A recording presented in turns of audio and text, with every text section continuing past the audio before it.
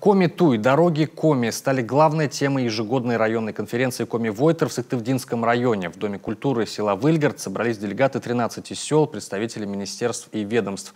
О дорогах муниципалитета говорили бурно и с эмоциями, а представители Зеленца даже со слезами на глазах.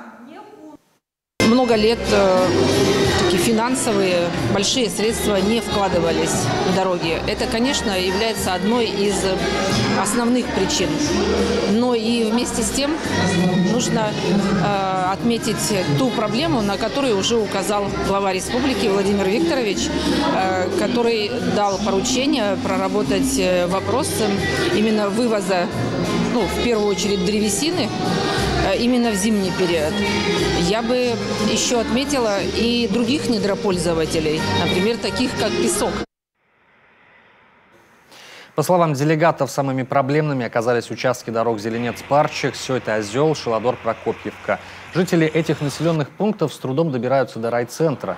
И дорог в неудовлетворительном состоянии в муниципалитете становится все больше. Это тогда, когда район участвует во всех федеральных и региональных программах, в народном бюджете и в комфортной городской среде. Есть дороги, есть жизнь. И чтобы мы по этим дорогам шагали все вперед, все дальше, к новым возможностям. Заслушав все выступления, Сыктывдинская конференция Коми-Войтер предложила Министерству строительства и жилищно-коммунального хозяйства выделить целевые субсидии или дотации сельским муниципалитетам из регионального бюджета. Также принять региональные программы по поэтапной подготовке проектно-сметной документации и ремонту улично-дорожной сети в населенных пунктах. А в целях сохранности автомобильных дорог вывозить древесину и другое сырье они предлагают зимой. Все эти пожелания вошли в резолюцию конференции, с ними ознакомится и глава Коми.